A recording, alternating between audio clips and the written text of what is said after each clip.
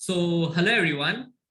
Today I'm going to discuss one of the most searched topics on the internet since the past few years, Bitcoins, which is a form of cryptocurrency, and the knowledge of which is sought by a lot of people in the coming days, will be sought by a lot of people in the coming days, and also is being sought presently by a lot of people. People want to get rich overnight, but the problem is that they do not want to get the requisite knowledge. Just they want to invest the money thinking about the cryptos are fetching a lot of money and actually get into it. So it will be my little effort to actually try to make people understand as to why they should, what they should be thinking while investing in cryptos, so that they can make a better investment decision. So without further ado, let's start today's discussion. So just a second. Yeah. I will be generalizing by speaking about the topic Bitcoins, which is a form of cryptocurrency, rather than speaking on the topic cryptocurrency as a whole, because we understand that there are 1800 types of cryptocurrencies existing, but a lot of people only know Bitcoins. There are also coins like Doge coins, etc. So you may research on the same, but I will be generalizing by speaking on the topic Bitcoins. So let us first understand how the concept of money evolution started. So earlier there used to be a barter system, so that it becomes very clear as to why Bitcoins had to come into the picture, why this paper system of money or digital system of money into the banks is not required or is not a very good thing to go about in the future. So in the barter system, what used to happen is, let's say I have 1 kg of mangoes and you have 1 kg of oranges. So we just, exchange the same and the transaction is completed. But the major shortcoming was that, let's say I do not want 1 kg of mangoes or oranges. I want 1 kg of pineapples, which the other person does not have to offer to me. So ultimately, to complete the transaction, I have to forcefully accept the goods that the other person is offering and consume the same. Also, it was not a very proper kind of storage method of currency, which the current in the paper money which we have is, trying to get rid of. So that was also one of the major shortcomings, and that is why the concept of barter became less dominant in the emerging times, and we came to a concept of gold. How gold? So what the government tried to offer was that they said you can purchase gold and give it to us. We will issue a receipt, and you can use it as a medium of currency, which we find in the form of the paper money that we have today. So actually, we would purchase gold and hand it over to government to actually get hold of something which could be stored, and government used to issue a receipt, which we see nowadays in the form of paper money, which a lot of people would not be knowing that actually how this concept came. So where we find the words written, I promise to pay the sum, pay a sum of this and so amount to the bearer. As we find in the Indian currency notes nowadays, a lot of people must have seen the words written. Then ultimately, the concept of digital money started evolving into two phases. One, with the banks as intermediaries, and then crypto. So what we used to do is that actually, to have better flexibility, the money that we used to possess, we used to deposit into the banking system. Now the banks used to invest the same, and this venture became risky. So, but you may argue that when banks are never risky, they are safe. You have to understand the fact that banks are involved in round tripping of funds. What they do is, let's say a lot of us, let's say somebody wants withdrawal of 1 lakh rupees and another person is depositing 1 lakh rupees. Banks might have made losses in the investment. So what they will do is they would take that deposit of 1 lakh rupees, which the other person had deposited, and give it to the person who seeked a withdrawal of 1 lakh rupees and complete the transaction. You may think banks are safe. They give me the money immediately when I seek the demand for the same. But banks, what they would do is, in the long run, they would make a profit out of their investments and then settle the whole transactions.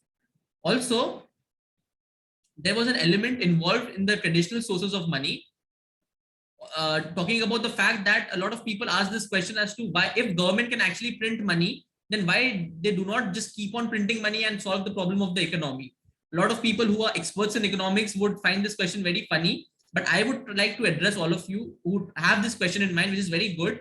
that actually this causes the problem of inflation. This would cause the problem of inflation in the sense that, let's say I have 1 kg of potatoes, and government has started to print money so that everybody, to everybody they would be able to give a sum of 1 lakh rupees. They have printed this much amount of money, and 1 kg of vegetables is the only resource that is available in the economy, and everybody is in need of 1 kg of potatoes. So ultimately the person who would be bidding for, let's say, an amount of more than 1 lakh rupees would get hold of that 1 kg of potatoes. So let's say he would bid 1 lakh 1 rupees, 1 lakh from his own pocket.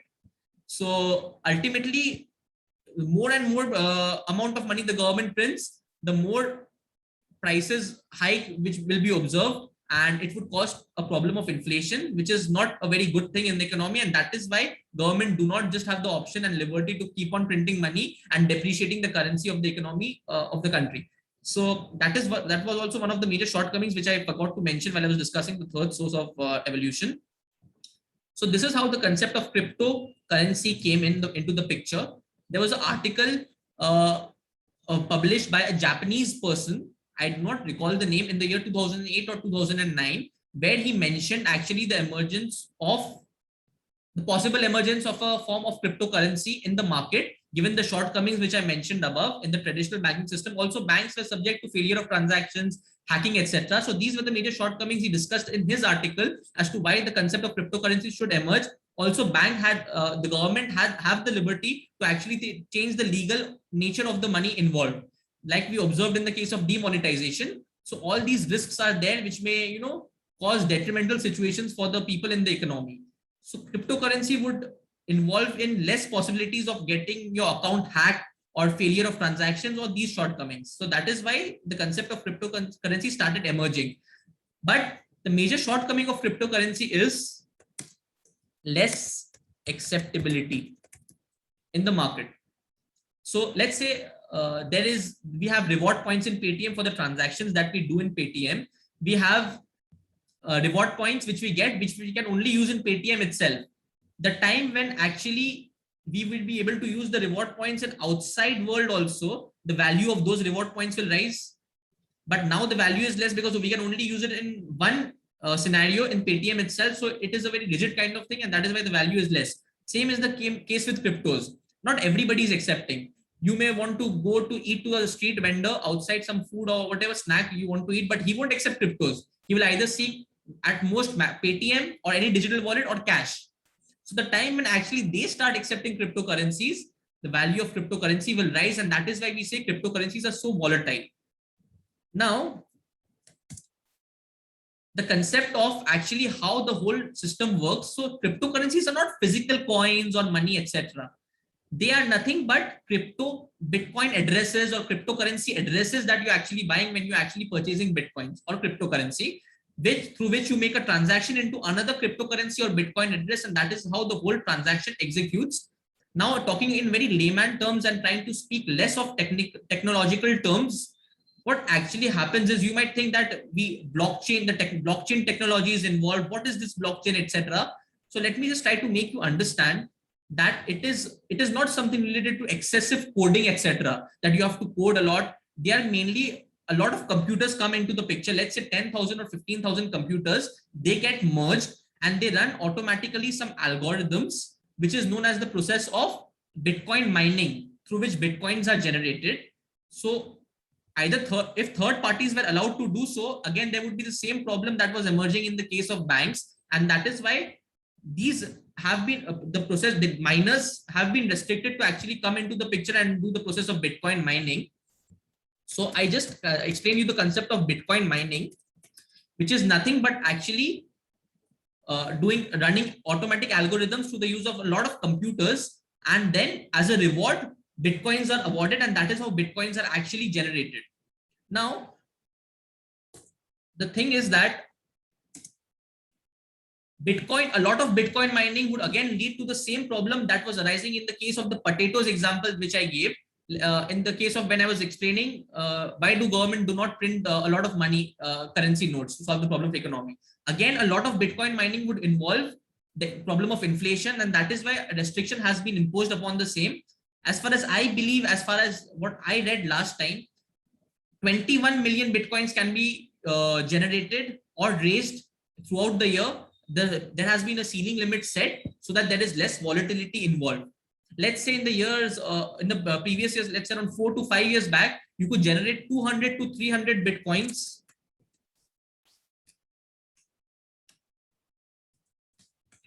200 to 300 Bitcoins in 2 to 3 days. Data miners, the Bitcoin miners could generate 200 to 300 Bitcoins in 2 to 3 days. But talking about today's scenario, to generate 1 Bitcoin, it will take more than 150 years. So that is how cumbersome the process actually is, trying to reduce the volatility of all the transactions. Because at that time it was not prominent and it was very emerging, of a very emerging venture. But nowadays it has to be, you know, a bit regulated to keep the volatility in under control.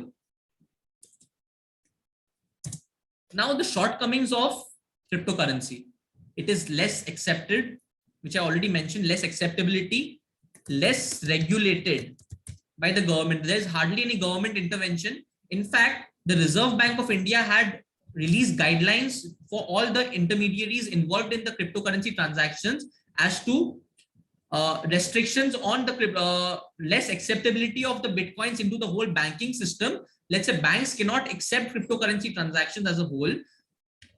What I mean by that is, let's say you are into a cryptocurrency exchange, a crypto exchange, and you get some sale proceeds by selling a cryptocurrency. You cannot, what RBI meant by their guidelines was that you cannot withdraw the amount into your bank account. You have to either purchase anything through the cryptocurrency itself. So it was a very rigid process, and that is why people used to hesitate in actually getting involved, because it was very rigid and there was no flexibility involved. But then again, there was appeal against these guidelines into the Supreme Court, and the crypto exchange won. And obviously the guidelines had to be relaxed a bit to actually make the process of cryptocurrencies a legal process in India. So that is how the concept of cryptocurrency has been emerging throughout. And just for the record, in 2008, 2009, in 2008 and 2009, with mere sum of 0.04 paise, you would get 1 Bitcoin. But talking about today's present scenario, in the present scenario, 1 Bitcoin is valued at greater than 18 lakhs. So that is how volatile it is. And that is why people are urged to actually, you know, become rich overnight by investing in cryptocurrencies.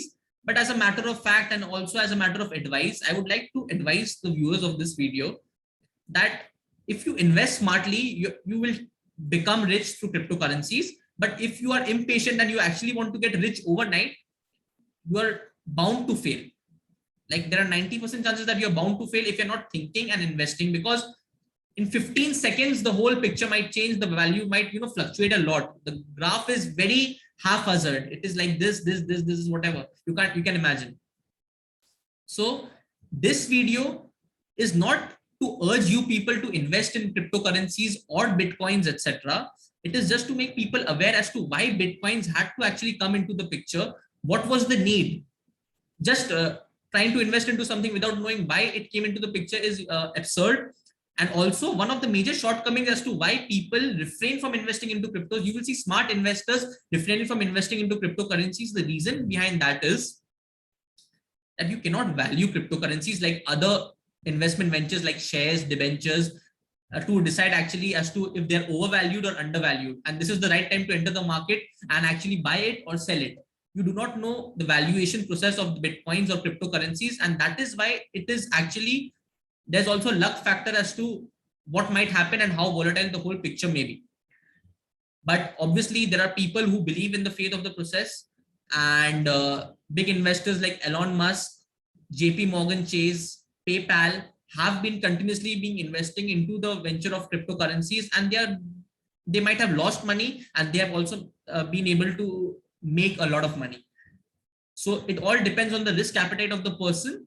But also on a lot, it is a very subjective issue, not trying to urge anybody to invest in cryptocurrencies, but just trying to spread the knowledge as to why and how the whole process occurs. Also, I forgot to mention one process of blockchain, which I want to explain in a very simpler manner.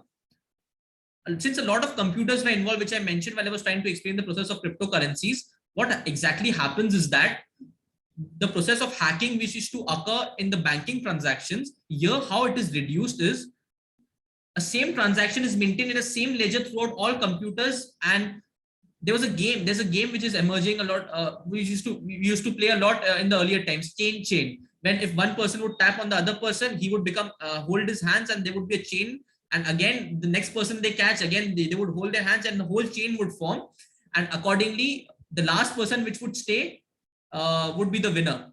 I don't know a lot how many of you know about this game, but this process is actually about the like that game, in which actually when a person actually tries to enter into a computer and try to alter the ledger, there will be an error message shown in all the computers as to somebody is trying to alter, and immediately the process will be captured, which is something which is not being able to be captured by the current banking transaction system. And that is also one of the major shortcomings of the whole process.